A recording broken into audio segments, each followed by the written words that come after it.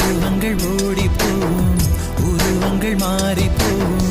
உன் மீது கொண்ட காதல் உயிரையும் தாண்டி வாழும். சொன்னதெல்லாம் இனி நடக்குமா?